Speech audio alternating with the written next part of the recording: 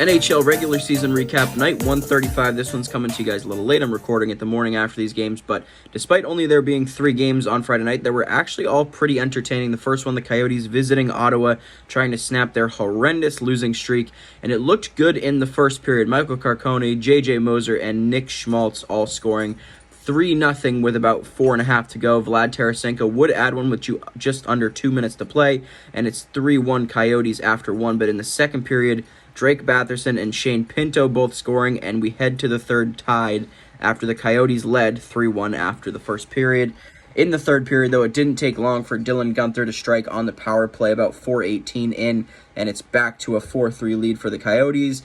We have no more goals the rest of the period until the empty netter Matias Michelli, his 11th of the year, again on the empty net, and they finally snapped their losing streak. It's a 5-3 victory for the Coyotes. Took them long enough, took them playing a team that's really not doing all that great standings-wise. They finally get it done, though. 5-3 is the final here in Ottawa. The Capitals hosting the Philadelphia Flyers, and this is a game with massive playoff implications. Pretty much every team not named Philadelphia in the Metro Division probably cheering on the Caps in this one as they're trying to slow down the Flyers' pace, make them a little bit more catchable in the playoff race for that last divisional spot, but it didn't look good in the first. Bobby Brink scores just 1:52 in to make it 1-0, and then before the period wraps up on the power play, it's Owen Tippett making it 2-0 Philly. It doesn't look good at all for Washington. They looked sluggish. They got kind of pounded on the shots.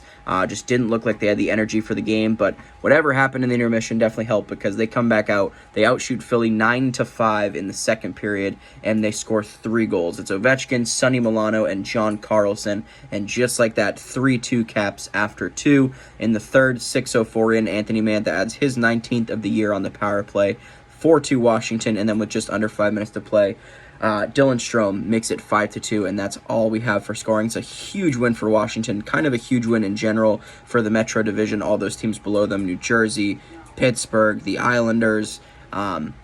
Huge win here for the Caps, though. Charlie Lindgren, 21 of 23, a .913 save percentage for Sam Ersson. Not a great night. 16 of 21, a .762 in what was really a must-win game for Philly. Dylan Strome, kind of the first star here. He has a goal and 2 assists. Hendrix Lapierre also looked really good in this one. Ovi continuing his goal streak, or not goal streak, but scoring ways, I guess. So good to see that from them. Again, huge win from the Caps. 5-2 is the final. Third and final game of the night involves another Metro Division team fighting for their playoff lives, that being the New Jersey Devils, taking on the Anaheim Ducks, who are really not playing for anything except trying to collect Macklin Celebrini at the draft.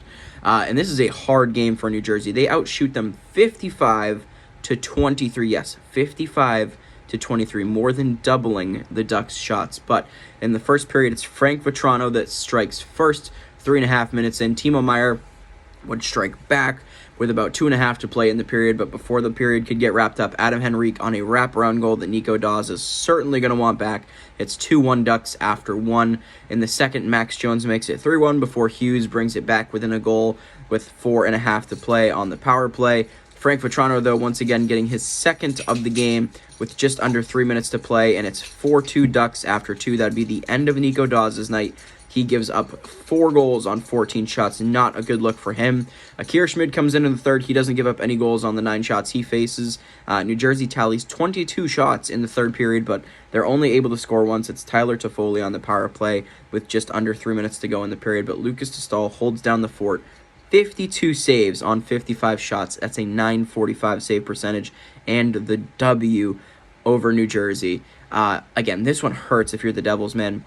This is a team you have to beat when you're fighting for a playoff spot, and they would probably rather lose the game to improve their draft lottery odds. So I don't know what's going to happen in Jersey. They clearly still need a goalie. Nico Dawes has not been the answer. He has games where he's fantastic, and then he has games like these where it's just very clearly not good enough. So we'll see what happens here in the next week leading up to the deadline, but a tough loss for New Jersey. It's a fun win for the Ducks, They get to play spoiler a bit, so we'll see what happens in the coming days here for Jersey regarding trades. Hell, maybe John Gibson ends up on their team. I don't know. But for this game alone, it's a really tough one. 4-3 is the final in favor of the Ducks and largely Lucas Testal. Almost forgot to mention that with 2 seconds left, there was a penalty shot in this one. Ducks defenseman scramble in the net front, pushes the net off intentionally. Penalty shot for Jack Hughes with 2 seconds left in the game. You couldn't ask for a better situation for a potential tying goal. He just skates himself out of real estate, tries to do a little too much. Lucas Testal runs him out of room, and that's how the game ended. It's just a brutal game overall for New Jersey, but at the end of the day, that's going to be it for NHL regular season recap night 135, I think we're on. I'll talk to you guys later this afternoon or this evening, wherever you're at. Got a good slate, a lot of games with more playoff implications, so should be a pretty fun one. We'll talk to you guys then.